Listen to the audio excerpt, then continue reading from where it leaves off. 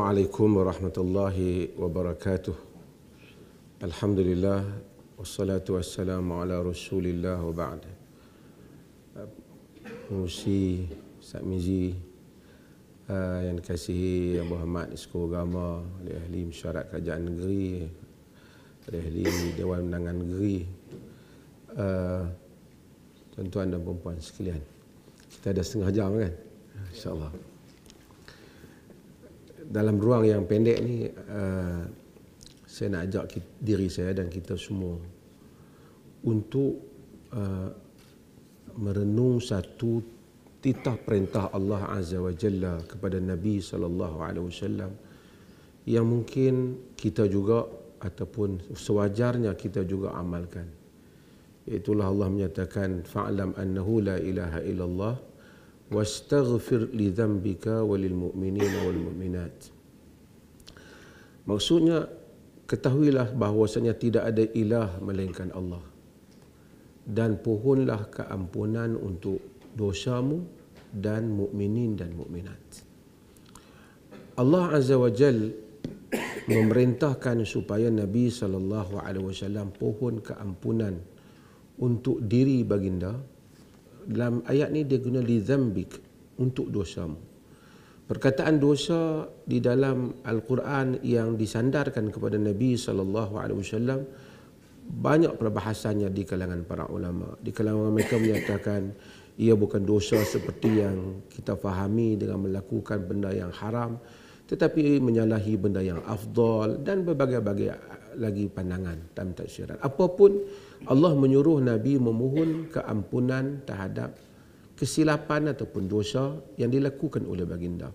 Mungkin bukanlah dalam konteks dosa yang kita faham, sama ada tidak sempurna sesuatu hal ataupun sama ada menyanggahi yang afdal, itu terdedah kepada penafsiran. Tetapi bahagian yang kedua di dalam titah perintah Allah ini ialah Allah memerintahkan Nabi supaya memohon keampunan untuk mukminin dan mukminat. Kita orang Islam ni mungkin tak ramai kita, mungkin sebahagian buat dan sebahagian mungkin tak buat untuk memohon keampunan kepada mukminin dan mukminat, melainkan pada hari Jumaat saja. Bila tu imam kata Allahumma ghafir lil mu'minin wal mu'minat al ahya' minhum wal amwat. Tapi hari-hari yang lain itu pun kita antara amin, kita pun tak sedar apa yang kita amin. Tapi Quran telah memerintahkan Nabi supaya Nabi meminta keampunan untuk diri baginda dan diri kaum mukminin dan mukminat. Dan memohon keampunan untuk mukminin dan mukminat ini merupakan perkara yang dilakukan oleh para rasul alaihi wassalatu wassalam. Sekali saya nak cerita apa maksud pohon keampunan untuk mukminin dan mukminat. Kalau kita baca dalam surah Nuh, penghujung surah Nuh, Nabi Nuh kata Rabbi ghafirli wali walidayya waliman dakhala baitiya mu'mina walil mu'minina wal mu'minat. Wahai Tuhanku, ampunkanlah dosaku, ampunkanlah daku dan kedua ibu bapaku dan sesiapa yang memasuki rumahku dalam keadaan beriman, dan ampunkanlah mukminin dan mukminat. Mukminin dan mukminat. Nabi Ibrahim alaihissalam ketika dalam surah Ibrahim, apabila dia telah doa kepada Allah tentang salatnya, Rabbi ja'alni muqimas salah wa min zurriyyati Rabbana wa taqabbal du'a Rabbana ghafirli wa liwalidayya walil mu'minina yawma yaqumu hisab. Wahai Tuhan kami, ampunkanlah dosaku dan kedua ibu bapaku dan orang mukminin pada hari ditegakkan hisab. Saudara-saudara yang dirahmati Allah, saya nak ingatkan diri saya dan kita juga. Kita doa pada orang ni dengan sesungguh-sungguhnya tidaklah akan berlaku melainkan kita ikhlas pada orang tu saja. Ramai orang kata kita hang tolong doa kat aku tu, masya-Allah masya-Allah. Tapi betul ke kita doa kat dia? Ataupun kita kata kat mulut kita tak doa pun kat dia. Dia kata tolong doa lah, saya tak apa nak sihat. Oh, insya-Allah insya-Allah. Betulkah kita doa? Doa dalam erti kata apabila kita bersendirian antara kita dengan Allah ataupun di mana-mana waktu berdoa, kita doa, ya, kita minta daripada Allah dengan hasrat kita sesungguh-sungguhnya supaya ditunaikan hajat dia. Adakah kita lakukan hal itu? Apabila Nabi SAW doa kepada orang mukminin dan mukminat, ia menggambarkan betapa kasihnya Nabi pada mukminin dan mukminat. Dan apabila kita memohon keampunan pada mukminin dan mukminat, tanda kita bukan saja kata angkat syiar Palestin, kesian ke rakyat Palestin kerana dia mukminin seperti kita, tetapi tanda kita memang sayang betul. Bukan sayang main-main. Kerana memang kita sayang betul orang mukminin. Orang mukminin yang mana Allah kata innamal mu'minuna allazina amanu billahi wa rasulihi thumma lam yartabu, yang beriman dengan Allah dan tidak ragu-ragu. Yakni ramai orang mungkin nampak zahirnya beriman tapi dia tidak beriman. Beriman maksudnya orang tu apabila kita tahu kalau Allah Maha mengetahui fulan beriman padanya, kalau fulan itu memang beriman di sisi Allah, kita minta Allah ampunkan dia. Mukminin yang kita minta Allah ampun dan mukminat tu, dia bukan mesti pakcik kita. Dia mungkin duduk di Palestin. Dia mungkin duduk di mana-mana dalam dunia ni. Kalau dia beriman, kita minta supaya Allah ampun dia. Dia mungkin 5,000 tahun dulu telah mati. Sebab itu Asy-Sya'bi apabila dia membaca bab ini, dia menyatakan, aku berharap dengan doa aku akan dibangkitkan yang di atas kubur, yang berada dalam tanah dan di atas tanah, Tuhan ampunkan dan memberikan kebaikan kepada aku. Ini fadilat yang besar doa kepada orang mukminin dan mukminat. Allah dalam Quran, walladzina ja'u min ba'dihim yaqulu rabbana ighfir lana wa li ikhwanina alladzina sabaquna bil iman wa la taj'al fi qulubina ghillan lil ladzina amanu rabbana innaka raufur rahim. Orang yang datang selepas muhajirin dan ansar, kita kata, wahai Tuhan kami, ampunkanlah kami dan saudara-saudara kami yang mendahului kami di dalam iman, dan jangan jadikan dalam jantung hati kami ghillan, hasad kepada orang-orang yang beriman. Apa kita dapat kalau kita betul-betul doa kepada mukminin dan mukminat? Ibn Taimiyah rahimahullah kata sebahagian salah mendoakan setiap hari sehingga 100 kali, 70 kali sebut Allahumma ghafiril mu'minina wal mu'minat. Ya Allah, ampunlah mukminin dan mukminat. Dalam hadis yang diriwayatkan oleh Imam Muslim, Nabi SAW menyatakan, da'watul mar'il muslim li akhihi bi dhahril ghaib mustajabah. Doa satu orang muslim untuk saudaranya dalam keadaan saudara dia tak tahu, mustajabah. Kita kalau doa, kita tak payah habaq ni aku doa kat malam tadi entah aku bangun tahajud. Mustajab. Bi dhahril ghaib, dia tak tahu. Wa 'inda ra'sihi malakun muwakkal, di kepalanya ada malaikat yang Allah hantar. Kullama da'a li akhihi bi khairin, setiap kali dia doa untuk kebaikan saudaranya tu, qala al malakul muwakkal, malaikat muwakkal tu kata, amin walaka bi misl, amin, engkau pun banyak tu juga. Kita naik kenderaan, kita tengok orang miskin ke tepi, sian naik motor hujan-hujan, basah kuyup. Ya Allah, bagi rezeki kat dia. Malaikat tu kata, walaka bimislik. Amin, walaka bimislik. Engkau dapat banyak tu. Di dalam hadis yang diriwayatkan oleh Al-Imam At-Tabarani, tapi riwayat ni di kalangan para ulama tidak bersetuju mentahsinkan, yakni mengangkat dia sebagai hasan. Di kalangan para ulama mereka yang menghasankan riwayat ni. Tapi Nabi dalam itu dikatakan Nabi SAW menyebut bahawasanya man istaghfara lil mu'minina wal mu'minat kataballahu lahu bi kulli mu'minin wa mu'minatin hasanah. Siapa yang minta Allah ampun untuk mukminin dan mukminat, Allah tulis bagi setiap mukminin dan mukminat untuk dia kebaikan. Kalau kita kata sungguh-sungguh, Allahumma ghafiril muslim mu'minin wal mu'minat, ya Allah ampunlah mukminin dan mukminat. Berapa juta orang mukmin, berapa bilion orang mukmin sejak dulu, sejak Adam sampai sekarang. Dan kalau malaikat kata balik bagi setiap mukmin itu, untuk engkau juga banyak tu.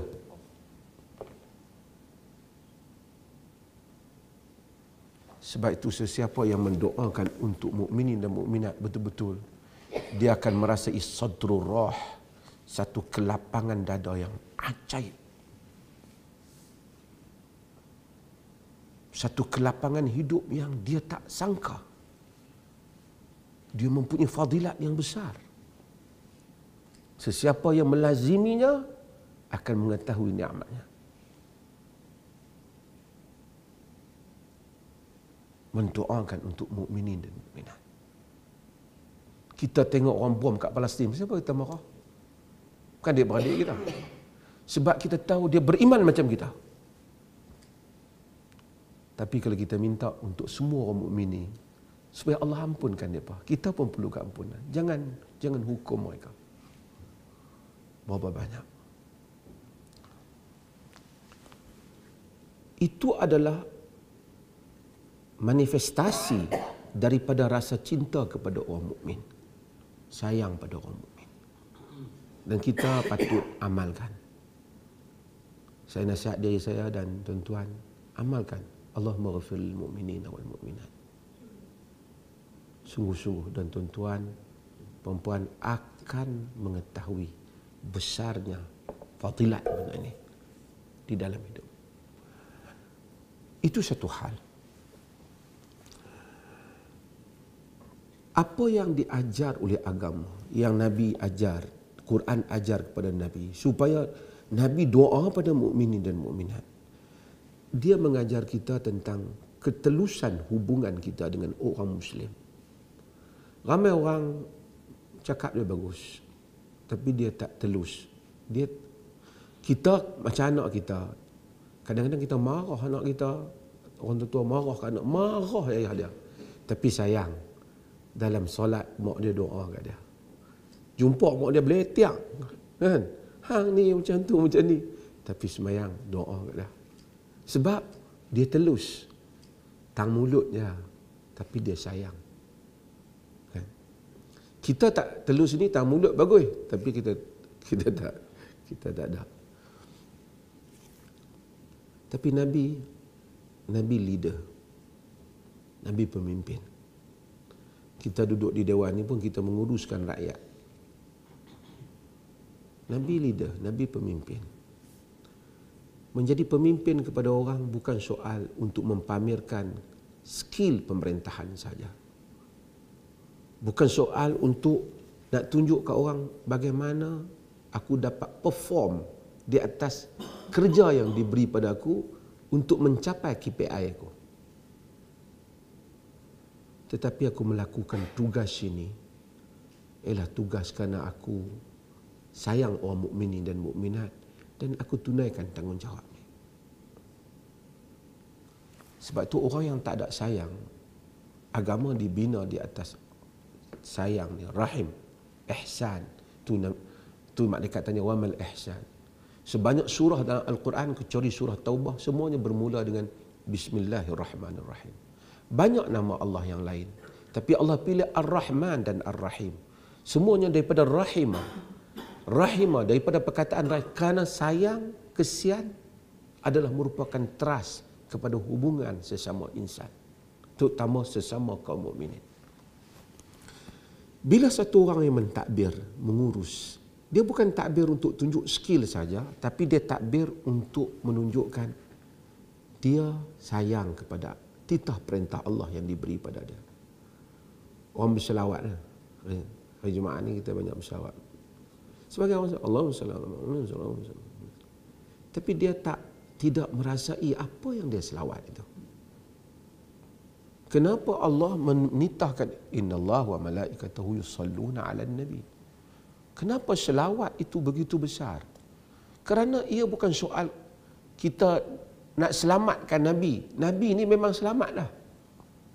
Sebagai orang tu dia tak faham, dia ingat selawat tu minta kat Nabi. Dia bila selawat dia terbayang dia duk minta kat Nabi. Itu salah gambaran. Selawat kita minta kepada Allah. Allahumma ya Allah salli ala Muhammad. Selawatlah kepada Muhammad.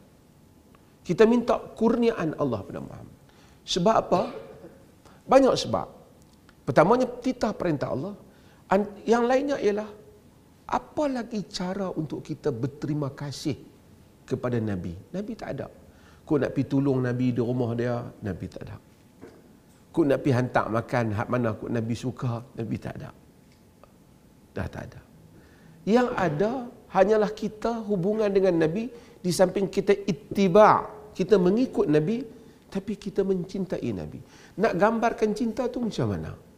Allah mengajar satu cara supaya awak menyebutnya dengan memohon kebaikan untuknya. Walaupun awak tahu dia memang di dalam kebaikan. Satu orang bagi satu benda kat kita, tak tahu kita nak. Dia kaya sangat dah. Terima kasihlah Tuhan, terima kasih banyak-banyak. Kita tak terima kasih kat dia pun, dia macam tu. Tapi kita terima kasih sebagai tanda tahunya kita berterima kasih pada dia. Betapa kita appreciate terhadap apa yang dia buat. Nabi ingin, dalam hadis Nabi sebut Nabi ingin mencapai maqam yang tinggi dalam selawat, dan Nabi tentu mencapainya. Tetapi ia adalah lambang kepada terima kasih kita kepada Nabi. Sebab tu hubungan dengan Nabi ini hubungan cinta. Yang sebagai orang kita cinta Nabi, cinta Nabi. Awak bercinta di atas apa? Awak cinta di atas apa? Saya cinta pada Rasul. Awak cinta atas apa? Kerana semua orang cakap tentang cinta? Ataupun awak memahami betapa besarnya syariat yang dibawa, betapa pentingnya sosok Nabi itu dan ajarannya, sehingga bukan boleh sehingga lahirnya cinta. Bukan boleh satu orang kita jumpa, ni tolong cinta saya. Tak mungkin berlaku manusia untuk cinta. Sebab tu cinta tak boleh dipaksa. Dia handsome ke, dia tak apa ke, dia cantik ke. Kalau dia tak cinta, tak cinta. Dia tak suka, dia tak suka. Tapi untuk menimbulkan cinta, dia ada hal-hal yang menimbulkan cinta. Bagaimana timbulnya cinta satu orang pada Nabi? Adakah dengan dia duduk ramai-ramai Allahumma salli ala Muhammad, lalu timbul cinta pada Nabi? Ataupun ia timbul cinta pada Nabi dengan kepahaman itu? Sama dengan hal yang saya nak sampaikan berhubung dengan manusia dan khidmat kita kepada kaum muslimin dan muslimat. Untuk itu, saya nak pergi kepada satu hal dalam ringkas masa ini yang disebut oleh Maulana Abul Hasan Ali An-Nadwi tentang kerajaan dan pemerintahan. Maulana Abul Hasan Ali An-Nadwi dalam satu risalah kecil, tapi saya rasa sangat bermanfaat. Maulana Abul Hasan Ali An-Nadwi ini, saya minat Abul Hasan Ali An-Nadwi ini. Pernah juga saya kenal Datul Ulama di India. Dan saya minat kerana dia sentiasa mengajak kita back to basic. Back to basic. Balik kepada asas. Di dalam memahami kerangka sesuatu hal.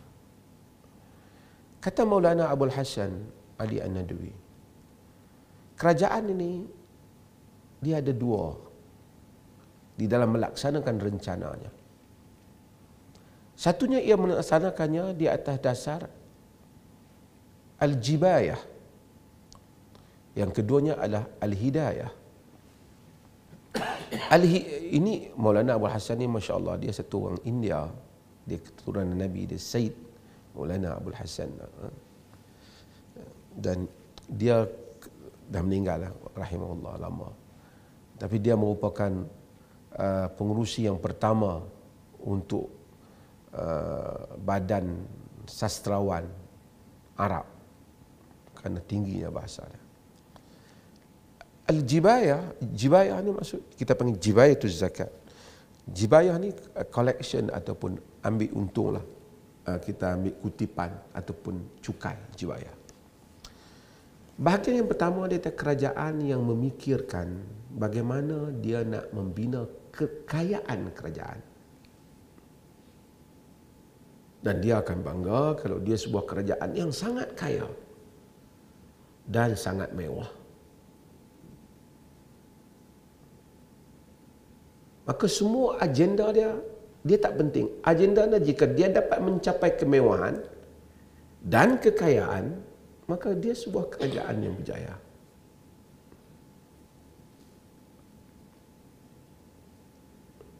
Yang kedua ialah, dia kata, kerajaan yang bertindak di atas dasar al-hidayah. Ia bertindak di atas dasar tanggungjawab membawa petunjuk untuk membimbing rakyat untuk mencapai apa yang Allah redha di bawah kepimpinannya, kerana itulah ihsan dan kesian kerajaan pada rakyat. Jadi semua agendanya ke arah itu. Maulana Abul Hasan dalam menggambarkan tentang kerajaan, satu sudut yang menarik, dia kata, ramai orang terlupa.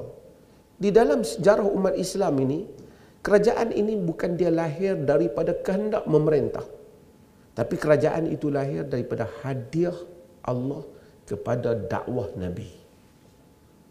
Setelah Nabi melalui dakwah, perjuangan, Allah hadiahkan dia kerajaan. Kerana dengan melalui kerajaan itu, dia akan melaksanakan agenda dakwah. Sebab tu kita bila baca Quran, ni wabi-wabi pun masa kempen wilayah mungkin baca ayat Quran yang sama. Alladzina immakkannahum fil ard aqamus salah wa atawuz zakah wa amaru bil ma'ruf wa nahu 'anil munkar walillahi 'aqibatul umur. Orang-orang yang kami berikan makkannahum fil ard, tamkin, yakni diberikan keupayaan menetap, duduk, memerintah, berkuasa di atas muka bumi. Mereka itu mendirikan salat, mengeluarkan zakat, menyuruh pada yang ma'ruf. Ma'ruf dengan makna yang besar. Bukan ma'ruf tu salat saja, segala yang baik untuk rakyat mereka suruh. Wa nahau 'anil munkar, dan mencegah daripada kemungkaran. Segala yang memberi masalah, mudarat dan mafsadah pada rakyat, dia akan cegah. Walillahi 'aqibatul umur, pada Allah lah kembali segala urusan. Ini adalah hadiah. Kata Maulana Abu Hasan Ali An-Nadwi, kerajaan adalah hadiah kepada dakwah. Sehingga akhirnya orang lupa seolah-olah kerajaan itu matlamat, daripada kerajaan kita akan buat dakwah. Kata Maulana, tidak. Dakwah asal, kerajaan adalah hadiah. Artinya kalau tak ada kerajaan pun dakwah berjalan. Bila ada kerajaan, hadiah Allah memudahkan dakwah. Hadiah Allah memudahkan dakwah. Maka sebab itu kerajaan yang ditegakkan di bawah dakwah, di bawah hidayah, ialah kerajaan yang ihsan, memikirkan maslahah rakyat. Kerajaan yang berfikir dengan jujur kemaslahatan rakyatnya. Saya selalu ulang, masa sebut Maulana Abul Hasan Ali An-Nadwi, dia adalah orang yang pertama membangkitkan kata-kata Rib'i bin Amir yang ada di dalam riwayat yang tidak diberi perhatian sejak lama. Tidak, penulis-penulis tidak memberi perhatian kepada secepis ungkapan yang penting yang disebut oleh Rib'i bin Amir apabila Rostam bertanya dia, kenapa kamu datang? Kenapa kamu datang wahai orang Arab nak perang dengan Parsi? Ungkapan ini disebut oleh Al-Imam Ibn Kathir di dalam Al-Bidayah wa Nihayah dan riwayat-riwayat yang lain. Tapi tak banyak orang highlight. Sehinggalah Abul Hasan tulis dan highlight ucapan ini sehingga dia menjadi slogan kepada para pendakwah di mana medan mereka berada. Apa dia yang Rib'i kata? It's not only for Rib'i, bukan hanya untuk Rib'i, but for us as a Muslim. Kita sebagai Muslim. Apa Rib'i kata? Apabila Rustam tanya dia, Rib'i Bedouin.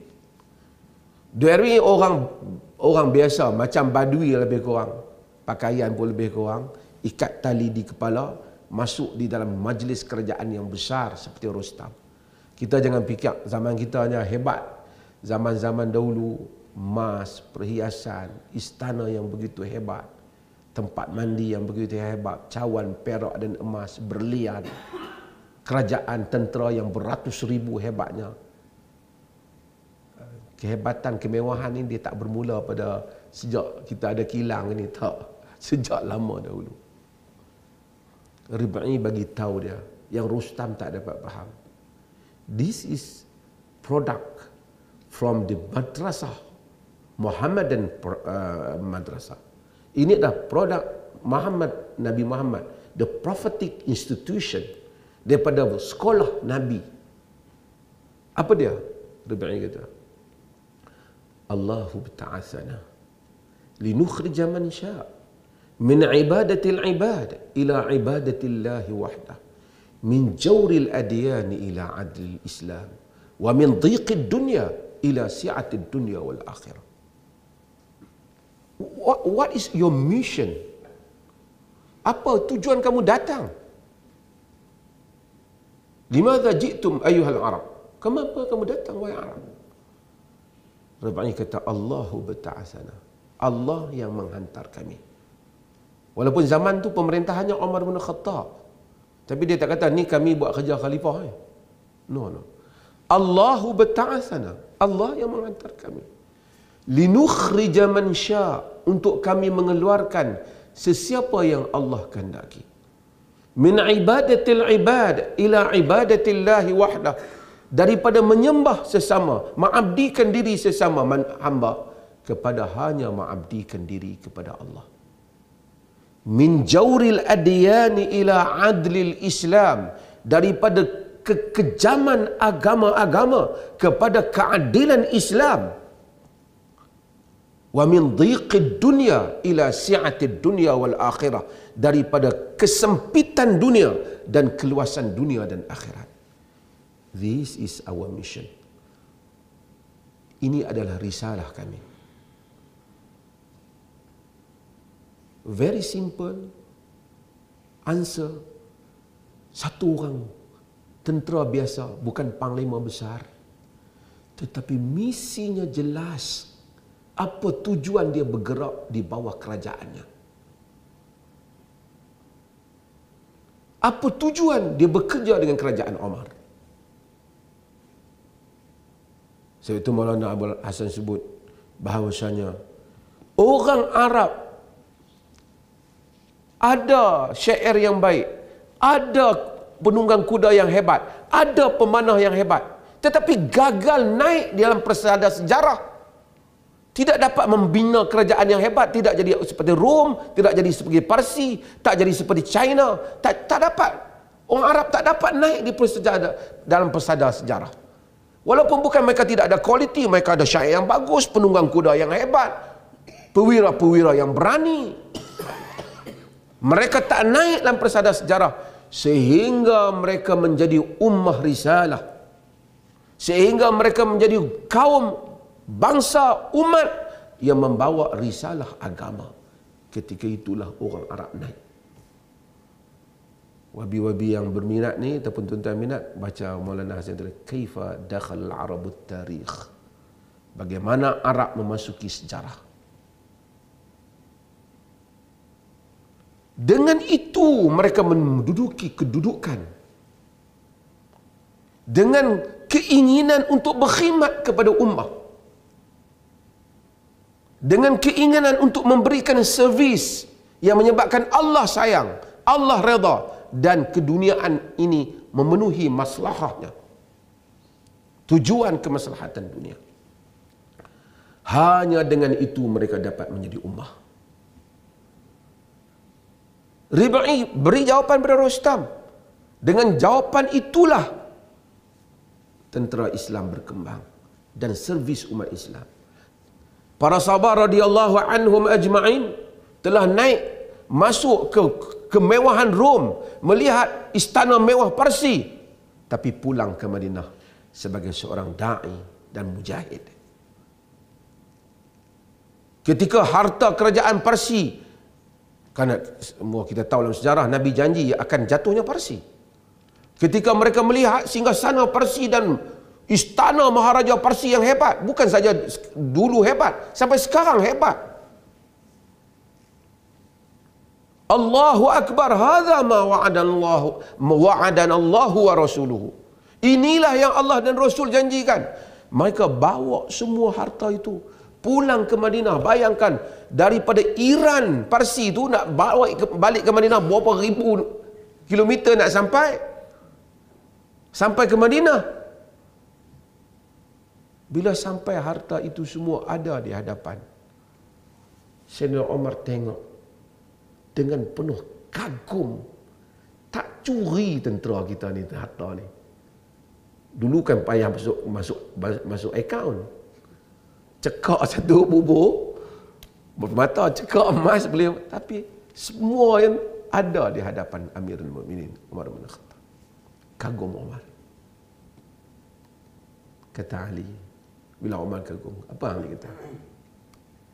Afafta ya Amirul Mukminin, fa'afat ra'yatuk. Law rata'ta la rata'u. Kerana engkau itu iffah, engkau tidak mengambil yang haram, demikianlah rakyatmu.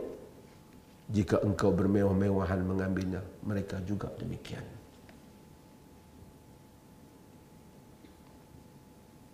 Menjadi kerajaan tidak sama seperti menjadi orang bawahan.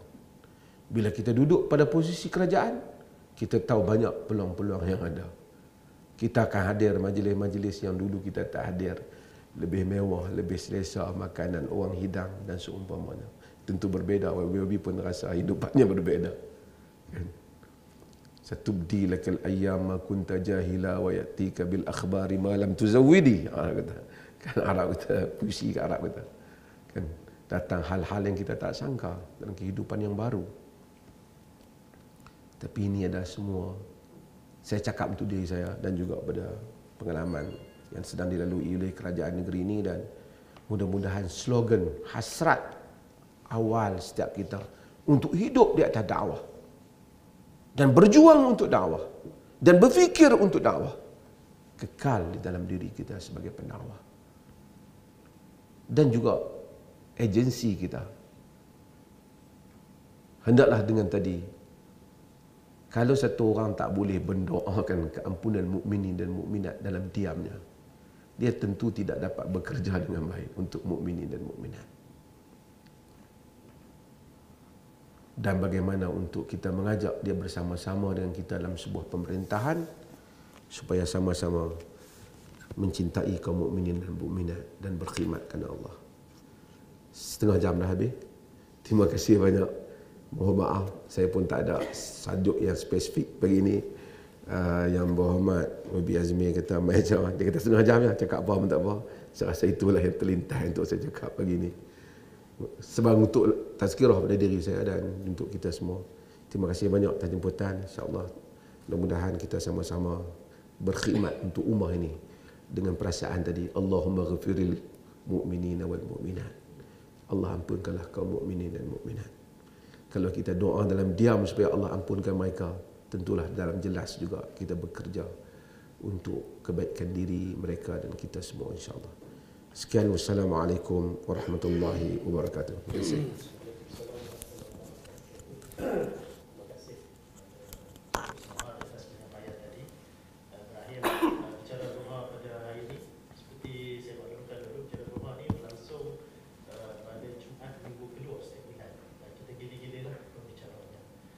Sekali lagi saya umumkan, nanti di luar sana ada nasi lemak dan ayam sembelih.